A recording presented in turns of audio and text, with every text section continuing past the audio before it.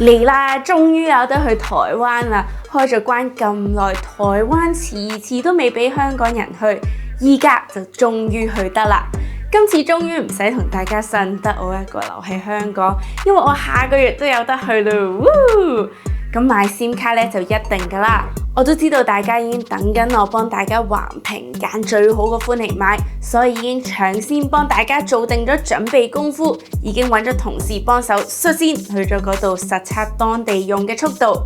而準備去日本啦、泰國嘅朋友咧，就記得要睇返我哋之前橫評嘅片啦。開始之前記得要訂閱我哋 AD 研究所，我哋會繼續製作關於家居同埋科技嘅影片，等大家可以做一個精明嘅選擇。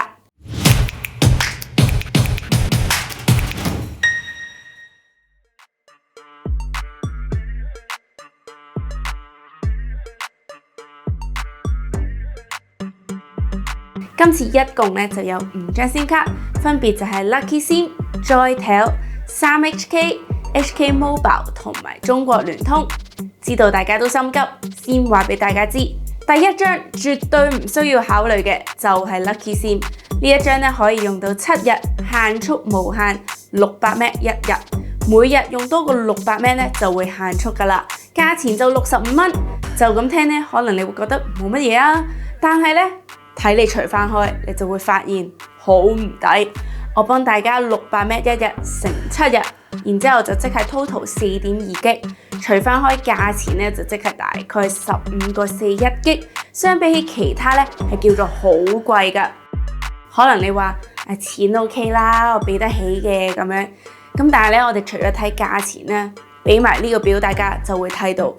Lucky SIM 咧，全部嘅速度都維持喺7Mbps 左右，但係其他唔係幾十就係幾百 Mbps， 速度係完全冇得比，一個字慢。第二張咧唔太需要考慮嘅就係 HK Mobile 啦，呢一張咧又係衰過兩樣，價錢、速度仲衰多樣就係冇限速無限，佢聲稱咧自己就係6GB可以用到8日啦，但係其實嗰6GB入邊咧有1GB係香港本地數據，所以就即係去台灣用就得5GB，價錢69蚊，除翻開咧就真係確實要13個81GB。速度上基本上有測嘅地方咧，頭先 Lucky 先包尾，佢咧就尾二，不過佢冇減速無限咧，就已經徹底咁輸咗啦。其實大家咧只要俾多1蚊就已經可以買到最好嘅選擇，咁究竟係邊個咧？3HK 同埋中國聯通咧都係減速無限，3咧就係用晒15GB就會減速，可以用30日；中國聯通用晒6GB就會減速，可以用8日。兩張除開大概就係500M一日同埋750M一日，而 Joytel 咧就威啦，佢係完全嘅無限，用幾多都唔會減速嘅。咁所以如果大家追求多數據，你係完全唔會慳住用啲數據嘅話咧，一定係 Joytel 唔使諗啦。咁但係相信大家去台灣都好少話去好耐啦，有啲可能5日已經算多，甚至有啲人快閃幾日，甚至即日來回。所以 SIM 卡可以用嘅日數咧，對於去台灣嚟講咧，我諗唔係一個最重要嘅考慮因素。另外咧，送電話通話費用咧，大家都可以參考下。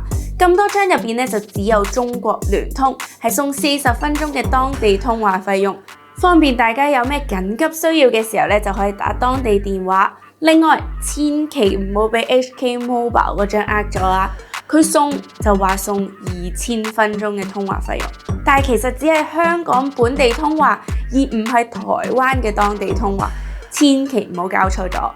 咁所以唔講咁多廢話啦，即刻嚟同大家睇下每張 SIM 卡唔同地方嘅速度。想買 IP camera 或者係 Smart Home 智能家居產品，可以去到得到 QMark 認證 Alanda.com 好貨家。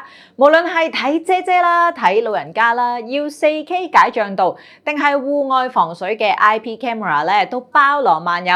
嗱，佢哋賣嘅 IP camera 咧，最抵咧就係唔使300蚊啦，絕對係初入門者嘅好選擇。如果咧你想揾呢個 HomeKit 又或者係 Google Home 適用嘅智能燈膽，智能拖板、智能門鐘，甚至乎係大型嘅升降台啦，又或者係電競椅都好啦，佢哋都一應俱全。仲有 OK 便利店自取啦，又或者係上門送貨服務。如果唔肯定咧嗰件產品適唔適合你嘅環境，仲可以揾佢哋嘅 CS 團隊幫手，或者買埋安裝服務，唔使驚自己搞唔掂啊嘛。最緊要就係輸入埋我哋 AD 研究所嘅限時獨家優惠碼 Audience Digest， 即刻享額外嘅95折優惠，快啲 click 入 description box 享用優惠啦！嗱，講起台灣必去嘅咧，就梗係夜市啦，而士林夜市咧就一定係台北必去嘅夜市嚟㗎啦。唉，講起就好想去，好想食嗰啲鹽酥雞啊，飲珍珠奶茶。Anyway， 講返正經嘢，咁得出嘅結果咧，最快就係3，下載就係68.1 Mbps， 而僅次佢嘅咧就係中國聯通42.2 Mbps。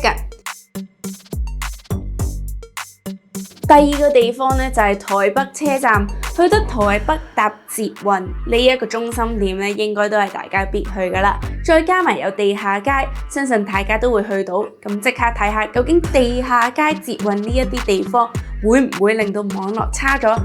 結果見到係完全唔會，仲要係快好多。呢一度做嘅測試咧，3同埋 Joytel 今次係完全跑出咗，遠遠超乎晒其他嗰3張。嗰2張下載咧都超過咗150 Mbps， 3仲要達到267 Mbps。咁我哋就一齊睇埋下一個地方，呢一度咧都一定係台北必去嘅景點嚟㗎啦。講個秘密俾大家知，有個 friend 成日都同我講，覺得呢個地方喺日本。咁講到呢度咧，大家應該都估到啦，就係西門町啦。呢個地方嘅速度測試結果見到 Joytel 同埋3咧都係繼續遙遙領先之外，仲要比起頭先更加誇張快。你以為頭先3嘅267 Mbps 已經好快？你真係太年輕啦！今次呢個 Joytel 直情去到309 Mbps， 而3咧就繼續維持喺大概252 Mbps 度，而其餘嗰幾張，我諗大家一睇就知，唔使諗啦。咁嚟到下一個測試地點，每個地方都有高樓出名，例如韓國咧就有南山塔啦，巴黎有巴黎鐵塔，日本有晴空塔。咁大家都應該知道台灣出名嘅高樓就係台北101啦。咁究竟上到咁鬼高，收到嘅數據又會唔會慢咗呢？我諗睇測試結果就好似唔會啦。大家可以見到 Joytel 咧都仍然係 keep 住喺300幾 Mbps， 而今次仲要再快少少，371 Mbps。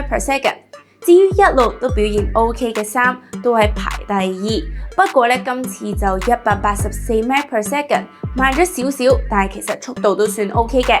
咁而另外嗰3張就都唔使我講啦。咁最後咧，同大家測試嘅地方就係淡水啦。頭先嗰幾個測試嘅景點咧，都比較係市中心啲，而淡水就係偏僻少少嘅代表啦。大家見到明顯佢整體嘅速度咧都會比較慢，絕對冇頭先嗰幾個地方可以去到成過百幾 Mbps。今次最快嘅係中國聯通，有43 Mbps， 但係一向速度都唔錯嘅 Joytel 咧都 keep 到第2，有25.1 Mbps。咁所以其實結論相信大家都知道好明顯啦。Lucky 先 HK Mobile 唔使諗嘅前提下，速度上基本上次次都排第1、第2嘅就係 Joytel。佢有速度，完全無限任用數據，唔會限速，價錢仲要係70蚊。如果冇咩問題嘅話，就一定係揀佢㗎啦。除非大家去台灣咧，真係要去多過5日4夜。咁咧，可能就要選擇 Option 2， 同樣速度係成日排第1、第2，僅次於 Joytel 嘅就係3啦。佢速度 OK， 猶如15 G， 咁可以用到30日。咁所以咧，旅行計盡你去台灣都係去10日啦最多，咁一日都除翻開有 1.5 G， 咁點都夠用啦。重點價錢佢只係55蚊，最平就係佢除翻開3個6就已經可以有1 G 啦。不過我知道咧，有啲人會問，其實究竟喺香港買 SIM 卡定係去到當地機場先買會好啲呢？今次我哋真係做足晒準備，呢幾張相呢，就係喺當地機場買 SIM 卡嘅價錢。基本上台灣買嘅呢，都係無限任用嘅數據，唔限速。可以見到5日嘅就大概係285至到300蚊台幣，其實就即係72至76蚊港幣到。如果7至8日嘅就係420至500台幣左右，即係港幣嘅107至127蚊到。咁5日無限，我哋可以好清晰咁同 Joytel 去比較啦。其實價錢咧就唔係話真係爭好遠，都係個幾蚊。咁但係咧當地咧就會送一啲當地嘅通話費用啦。咁所以呢一個咧就睇大家點揀啦。至於7至8日用3咧去比較，咁就咁睇價錢上咧就貴好多啦。不過因為佢係無限任用，咁所以咧價錢貴啲都合理。但係大家又要衡量下咯喎。比較3嘅15G，其實7至8日用15G咧應該都已經好夠啦。或者平時電話你1個月嘅數據 plan 都係多數得個6G啊7G左右。咁所以睇大家係咪真係話需要無限咁多啦？不過唔好話我唔睇大家，台灣機場咧就出名有排隊，唔知要等幾耐㗎啦。如果你排隊想有數據用嘅話咧，就一定係喺香港買定先啦。最後俾返一個總表大家睇，可以見到真係 Joytel 係最好嘅選擇，其次就係 3HK 啦。我哋今日介紹嘅所有 SIM 卡都已經擺晒喺 description box， 準備去台灣嘅你就快啲 click 去買啦，你識揀㗎啦，拜拜。